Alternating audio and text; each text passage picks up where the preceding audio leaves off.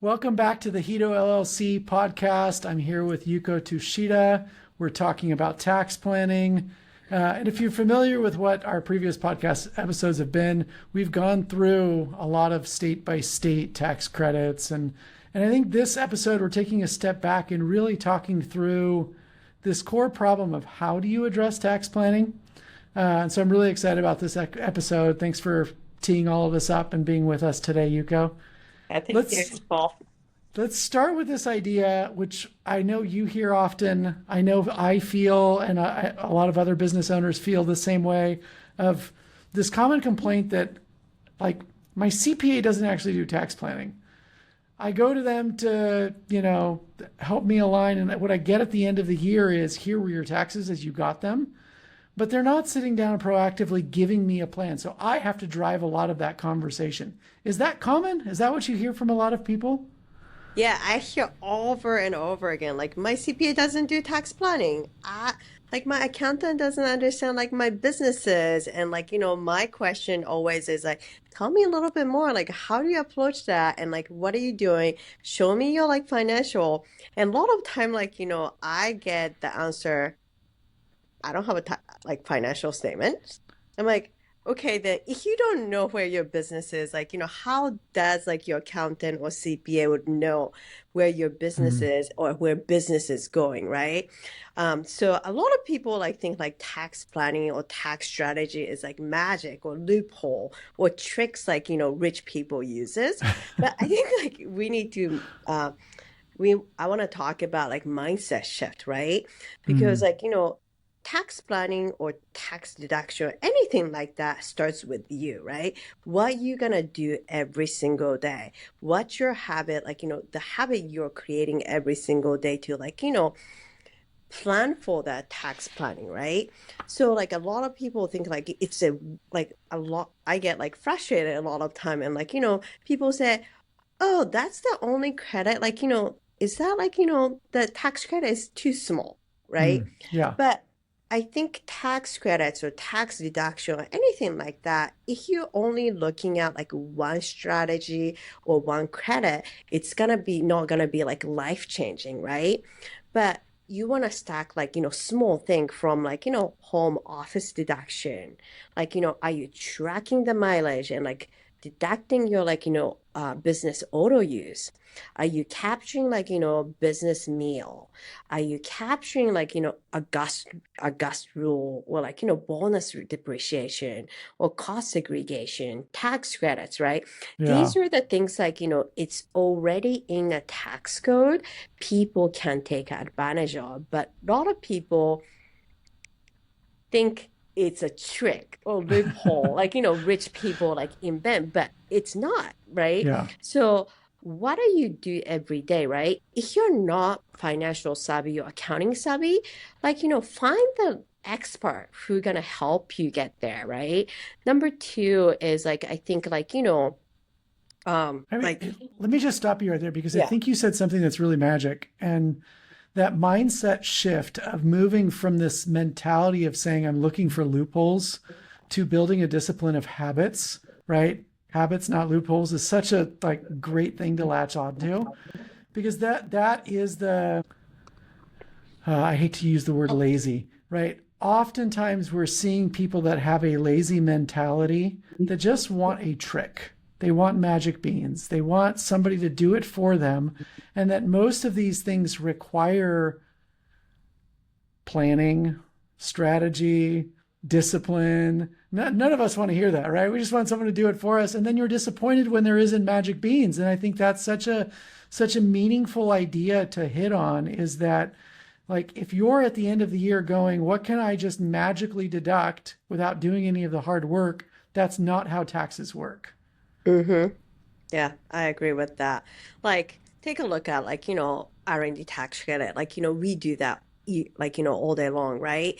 A lot of clients come to us show me the money.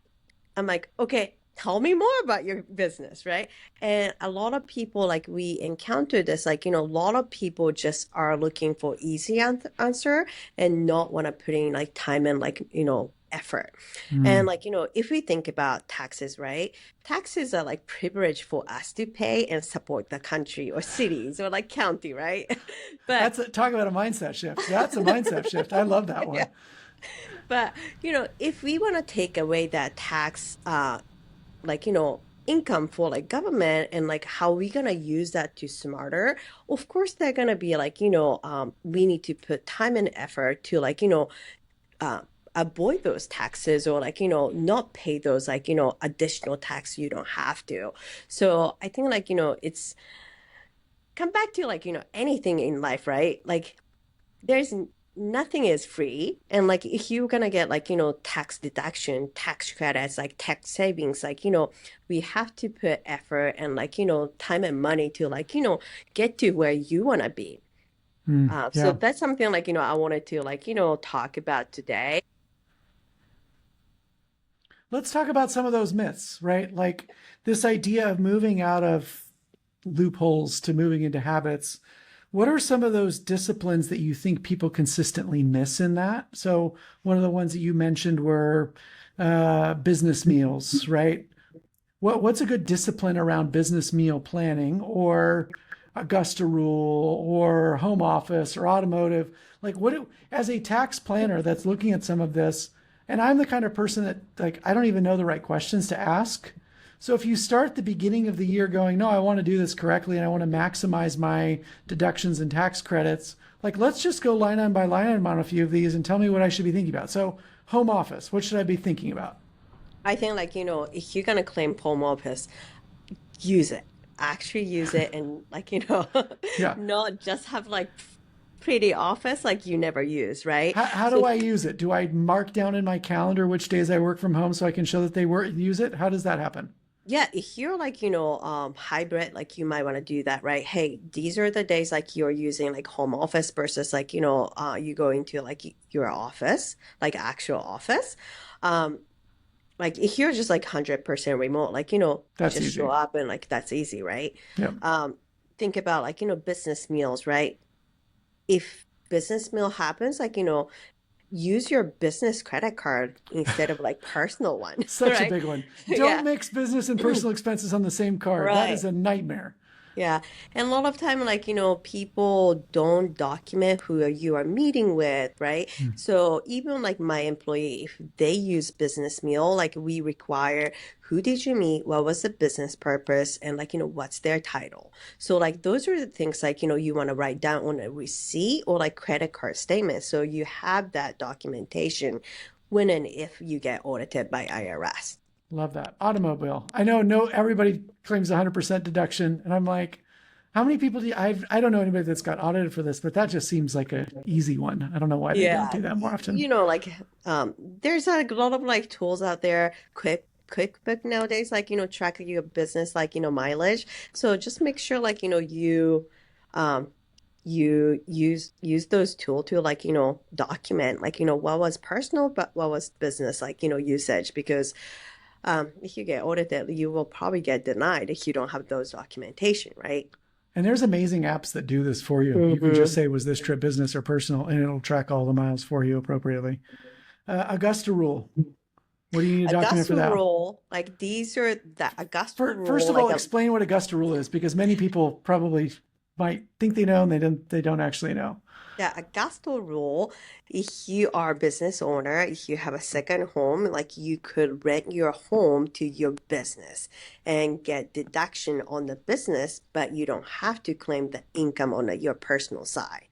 Does it have to So be a second home? it doesn't have to be second home, I don't think. No, I think it's your primary Yeah, it's residence. primary resident too. So like a couple of things like you want to do is like okay, you want to like make sure like you research the market rate and like how much like you can charge for those like 1 day rent or like 2 day rent, right, whenever your business is using. So you Number can't just say two, my house is worth $50,000 a night and no. write that off. Right. Yeah. Look at like Airbnb, look up like BRBO and like see what's the market rate around that your neighborhood is. And like second, if you're using for like let's say annual meeting, quarterly meeting, like you want to like document okay, what was your agenda? who is attending, what was the business purpose, like, you know, all that documentation is super important. And this is not like, you know, lot of people, like, you know, I hear this, like, you know, so many times. Oh, we will deal with it, like, you know, whenever we get IRS audit. When do we gonna get audited? Maybe 2, 3 years later. Do you gonna remember those, like, you know, instance, like, you know, what you have done? And whenever, like, you know, you get audited, like, you only have like 30 days to, like, you know, 60 days to turn on, like, you know, submit your documentation. So if you're going to claim these credits or deduction, make sure to document right away so that you don't have to scramble when and if IRS or like state audits you. Yeah, that's great. How about R&D? Because I think there's a lot of confusion around R&D. We tend to think of people in white lab coats doing research and development or blowing things up in a laboratory. But R&D is obviously much more. Give us the plain English version of what an R&D tax credit is, because that's not just a quick. Yeah, R&D is not like, you know, magics, right? So like we used to think like it must be new to the world, but like, you know, it could be just new to the company. And like, you know, IRS is very liberal about this, and like, you know, they made it like very vague, like, you know, what is the definition of R&D. So if you're creating new product or process, if you're improving product or process, you may qualify if you like, you know, meet the 4-part test. So 4-part test said, like, you know, so one is, are you creating or improving new product or process? Second and third goes in hand. Like when you start or onset of like, you know, research or project, did you know exactly how you get to like, you know, the finished product? A lot of time, like you don't, right? Even the coding, software development, a lot of time you may know like kind of vague idea, like, you know, how to get there, but a lot of time, like you don't know exactly, right? And then third test is like goes hands in hand with second one. Third one is like, you know, to eliminate those uncertainty, like, you know, you may have, you have to do the testing, right? And then fourth one and last test is like, you know, those research and development must be like, you know, rely on hard science. So biology, chemical, and like, you know, engineering, software engineering, civil engineering, those are all like, you know, types of like, you know, hard science. Things doesn't qualify as like, you know, sales and marketing, social science. Yes.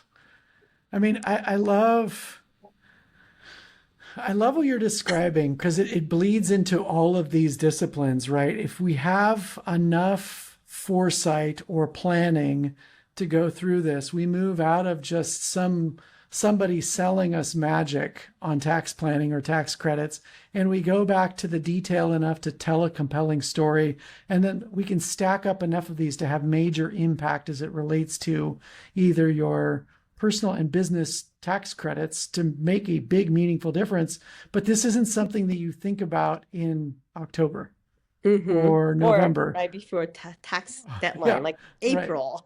I don't want to write this big of a check. Yeah. Put some stuff in there and make me write a less big check. And that's Yeah, clearly not how it works. and I think a lot of people like, you know, think about like, you know, September, October for corporate people, like, you know, entrepreneur, they file it and like they pay large taxes and they're like, oh, we pay so much taxes, we don't want to think about it till next deadline.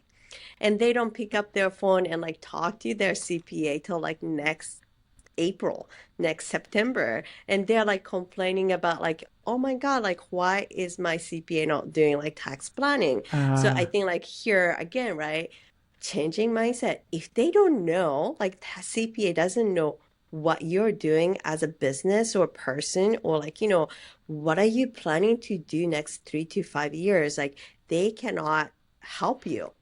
That's such a we let's end this with a few like quick checklist items, but that's such a big important one. If you're not doing annual planning with your and sharing that annual plan with your CPA, there is a slim chance you're ever going to get to good effective tax planning.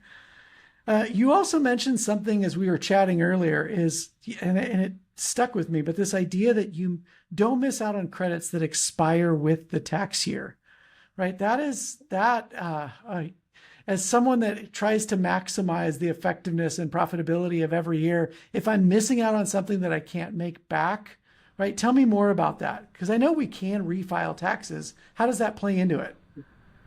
Yes, some of the tax credits or like tax incentive you never can go back, right? Like for example, Colorado, like enterprise zone, R&D tax credit, unless you file before you start those activities, you cannot claim it, right? So for example, like, if you're in Colorado, if you're in an enterprise zone, even you don't know, like, you're gonna grow or you're gonna do R&D like activities, you may want to like, reserve the rights to claim those credits.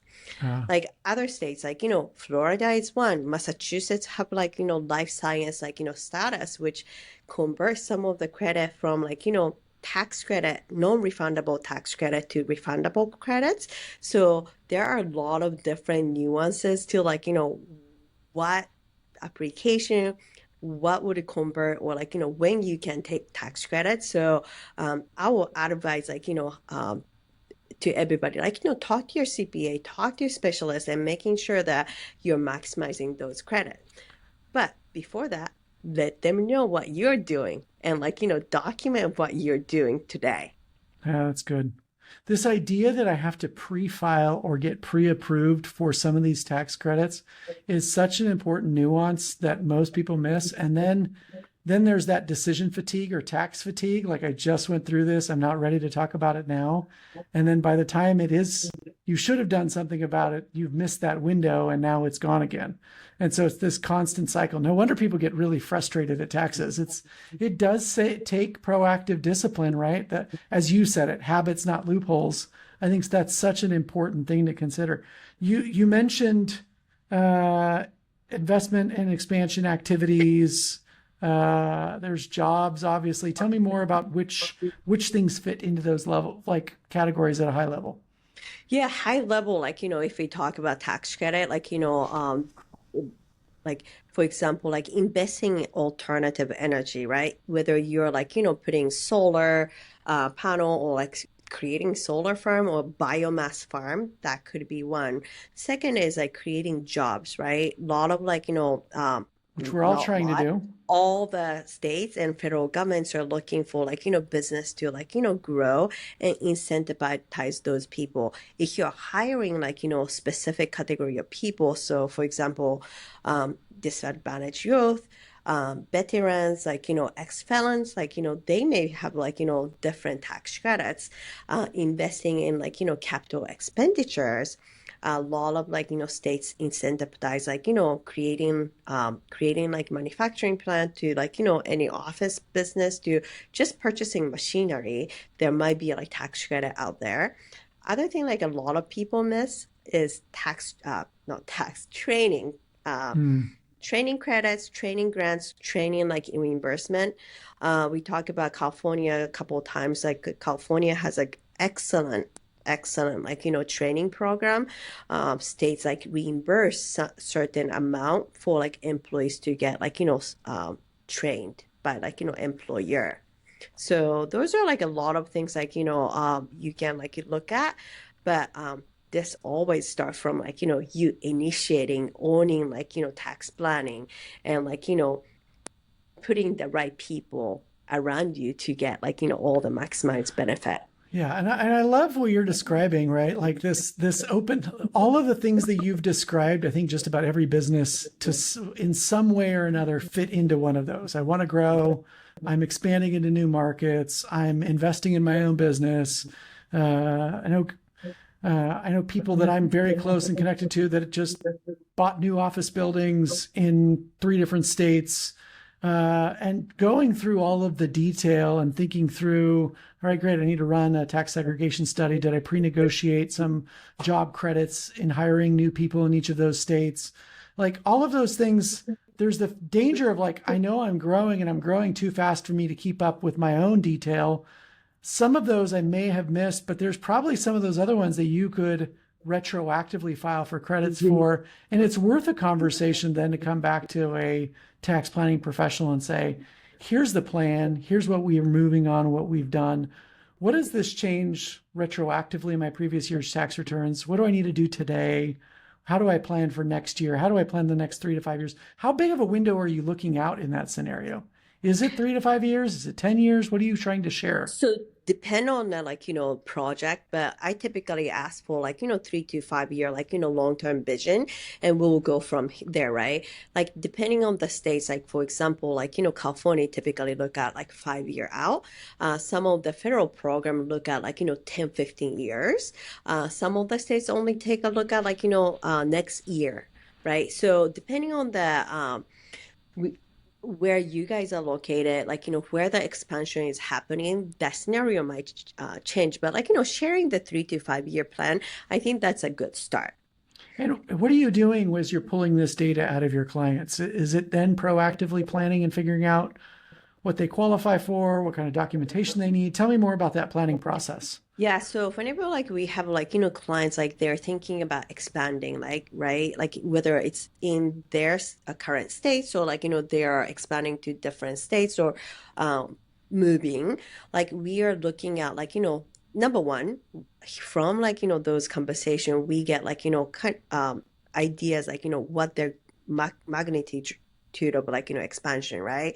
So from there we can do some research to say, hey, here's certain fact these states are looking at, and we can stack these tax credits. Some states are statutory based tax credit, meaning that the code section determine if you do these type of activities, for example, adding job, adding capital expenditure, you can take a credit. But certain states, they will say, hey, if you want to get a tax credits, you need to come and negotiate with us. So there's a lot of nuances to different programs. So whenever you're talking to the CPA, don't expect they will have all the answers, right? Even us, sometimes we have to do a lot of research to say, here's whole package look like, do you want to move forward or not? And from there, we will start planning and documenting what is your expansion plan is, what is your average wage look like, when are you going to hire these people, and then we can determine what's the economic impact look like for the next 5 years, and then we can go negotiate those tax credit with states. See. And just because you get tax credit negotiate it and win doesn't mean it stopped there, right? A lot of states will have compliance period, meaning you have to meet those milestones to get those tax credits or grants a lot of time. So even you get the grants the day one of contract, you still have a reporting requirement, which you need to track and making sure you are spending those tax dollar in the way you describe in a contract. Got it. They don't have to give you this tax credit. They're doing it because they want to bring more business to that state or to the country, and then you have some performance mechanisms that go to this. But these are ways to get tons of money back. How much money are we talking about for most, I don't know, let's say a medium-sized project, where these are in the 6 figures, if not higher sometimes? Yeah, so whenever we talk about if we are looking at, so define medium, project. I don't know, you get to define it on me. Benchmark is I use it 5 to 10% of total investment as a credit a lot of time. So bigger the project is, you have more negotiating power, right? So that you maybe be able to get more. For example, investment tax credit right now, which is going away, December 31st this year, is if you do the right activity, you can get up to 30% of investment, alternative fuel investment back to you to develop these solar or biomass farm. Got it. So there's a lot of different tax credits, but if you can plan earlier, I think you can get much more tax credits. Yeah. I mean, the common complaint that I get from just about every business owner that I run into in my own circles, and both of us are in entrepreneurs organization, in any of these circles, is like, what do I do to pay less in taxes? I pay an extraordinary amount of taxes, and what do I do differently? And I know we're going through, like, I love the central theme of everything we keep bringing up here, which is developing a discipline of habits, not just looking for loopholes, doing proactive planning. Let's just run through a rapid fire sort of year-end checklist on what you can act on tangibly this week to make sure that your tax planning is in a healthy, kickstarted move. So let's just run through those. You listed out 6 of these. What's number 1 on your list? I say list your innovation project for this year. If you're doing like any innovation or like development, like, list those out. And I love what you started this podcast at by saying is this starts with you, and it starts with you building a team of people around you. This isn't you just writing them down for yourself. This is you sharing them with your tax planning team. So who's typically on a tax planning team? So whenever I think about tax team, I will say tax preparer. They might be like you probably call it like your CPA, financial advisor, and then you might have like specialists. But like, these 2 people, like, CPAs, like, typically it's a quarterback, right? So some of the planning, like, CPA can do, some of the planning, a lot of like, financial advisor do. Like, so for example, like retirement planning, right? They're the one typically quarterbacking those, right? And then like, there's a donor fund, like, charitable contribution, or like, bonus depreciation, cost segregation, R&D tax credit. There's so much more. So your CPA is typically the quarterback who gonna be like, hey, I'm hearing this, like, can we bring in like financial advisor? Hey, I'm hearing you guys are innovating. Let's talk to like R&D tax specialists. Hey, I'm hearing like, you guys are like want to like contribute to like, large amount to charity, like, but like you don't know where the money is going. Maybe that's like tax attorneys, right? And they might like, hear, hey, you guys have a super complex, like, structure. You might want to like, restructure the entities so that you can get better, like, tax benefit. That might be tax attorneys, like, like specialties, right? So I say like start with CPA and like financial advisor, but like make sure your CPA is surrounded by specialists. They can help you too. I love that. So if you don't have a tax team, you should build a tax team. And then running through the rapid fire checklist, the first one we have is list your innovation projects for the year. What's number 2?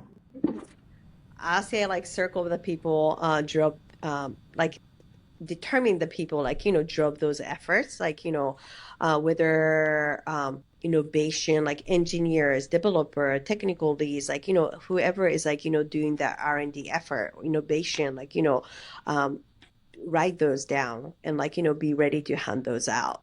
Love it. What's number 3?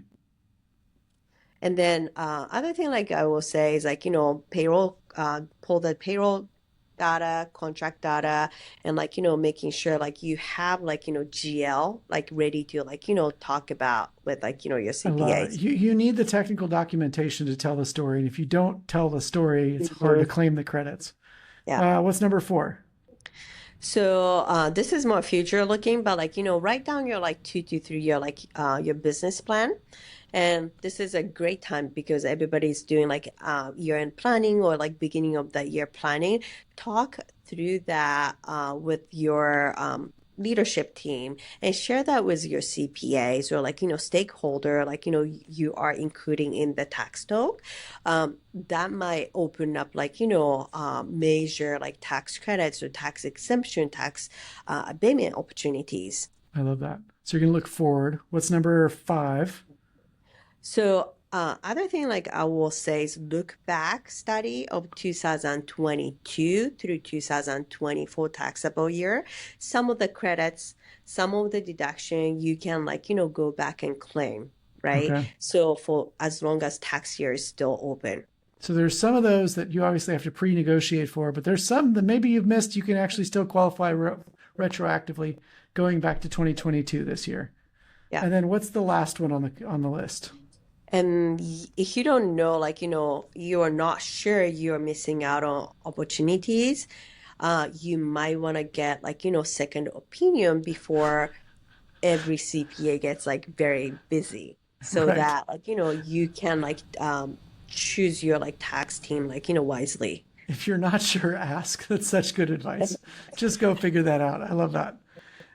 I know what all of us are thinking. I'm thinking it. I'm sure everyone's thinking this too. Tax fatigue is a real thing, and it makes us nervous and it makes us scared how big of a check we have to write. I totally get it. But we invest in things like people, innovation, growth, systems, process. This is one of those things where we move from thinking about loopholes to thinking about habits and putting discipline behind our tax planning strategy. And so if you don't live in this world every day like Yuko does and Hito LLC does, this is a really good opportunity to just open the door, ask the right questions, have just a second opinion. I'm sure if any of us got diagnosed with some sort of serious medical condition when we were nervous about the next 3 to 5 years, we would get a second opinion on all of that. And we should probably do that with our taxes as well. So Yuko, thanks for your time today. This has been a really, I love the broader step back, big picture view of this. And I'm left with this, I don't know, really cool. I mean, we may even need to rename the podcast to Habits, Not Loopholes. But this has been a really fascinating talk. Thank you. Thank you. All right. We'll see everyone next time.